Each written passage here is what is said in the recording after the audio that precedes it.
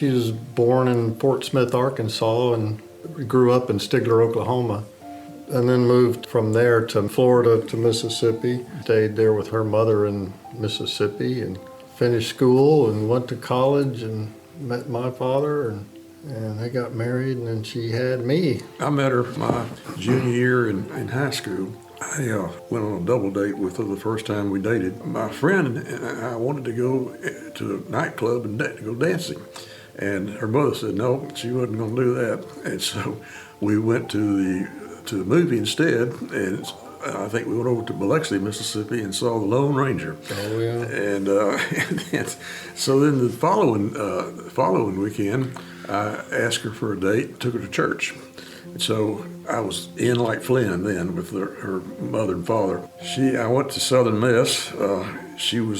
She followed me up there, and we were there for a couple of years. And then we got married in 1962.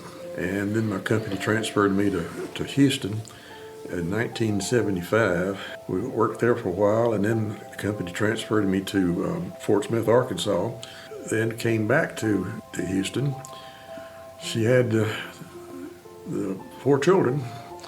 Our youngest died when he was about 43. We don't know what happened to him for sure. We think he might have had a heart attack, but well, she loved cooking. She was a real good cook. Right. She had a lot of hobbies. Her work was primarily her hobby as well.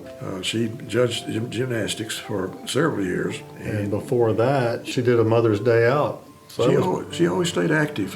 That was probably a real interest, was working with children and developing children, whether it was in like Mother's Day out or athletically in gymnastics. She got a lot of compliments on her. She was an elite judge. She traveled all over the United States going to gymnastics meets. Which is one step below the Olympics. She went to Nebraska several times. She loved Nebraska. They treated her real well there. She went to California. She went to Maine. She went all over the Southeast. Yeah. Did a lot of traveling. And did a lot of college meets and college champion, like NCAA champion meet. Some of the pre-Olympic meets that they would have, she would judge those. Yeah, so that was probably some of her biggest interest. I think it gave her a lot of fulfillment. She was just such a good person, down to earth, good person. Took care of things real well, and could always count on her to do what was necessary. She was a good mom, too. Yeah, she was. Yeah. She was a good mom. Took care of us and our friends, when they would come over. She was home with us a lot, especially when we were really young, got that extra attention. I think I had a good upbringing because of that, because of her. But yeah, she was a good mom. Looking back, she just put a lot of effort in us, too, made sure we were doing right.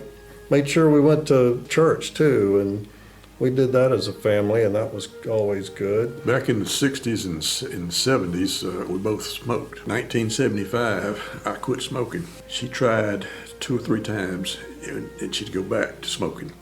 And she had a ashtray that she kept out in the garage. Kids found it one day. She really had a hard time with that, but she finally quit. But it took her 2 or 3 times. When our kids were young and something was going on, before we would go to the doctor, we would call her, ask her, and she would usually know the answer. Do this, try this, and it was good. And I always enjoyed the evening meals around the table with all of us. Yeah, you can't, now that she's gone, you can't just call her up and ask her something. No. You might, even though you may think of it like, well, I know she would know that answer. No, I regretted the last few years of her life. She had rheumatoid arthritis. In fact, that's what she died from. She was on morphine, tramadol, and she just couldn't get rid of the pain. And it finally got to bed. And then she also had some compound disc. She had disc problems. Right. So all that tied in together. She just had the last few years was very painful for her. Yeah, it was. When she was doing the gymnastics judging, she would come pick up our daughter when she was real little, like every Friday, and my daughter would go spend the day with her. She's still real fond of that. The interaction with the children and the stuff that my mom did is what my kids remember her. Really into Christmas, loved like big Christmases, lots of food, snacks, good things, and decorated up real nice and made sure all that was good every year too. And our granddaughter Anna was really into gymnastics, and she started at a real early age when she was working in the gym. And on Fridays, they were not that busy, and she would take her with her down to the gym. So I went down there one day for some reason, I don't remember what, and she had to go into the office for something. So she said, "Stay here with Anna, and I'll be right back." Well, as soon as she disappeared in the office, Anna took off running. Find her, yeah. Strictly devoted to her. yeah, she was, yeah. Just a wonderful person. Yeah, she was, caring and kind of nurturing type, especially with the kids, making sure that they always had everything that they needed. Family, and that was always important. One thing I always liked about her was she was such a good cook. Yeah, was important to her too. Yeah. She lived a good full life too, with all her different activities, not only raising her own children, but as she got into teaching young children the Mother's Day out and then transitioned from there into gymnastic, she was always very busy and had a lot going on and that. So, she really, she had to study for those tests too, which was a really big deal. And it would take months to prepare, and, it was a real kind of career thing for her.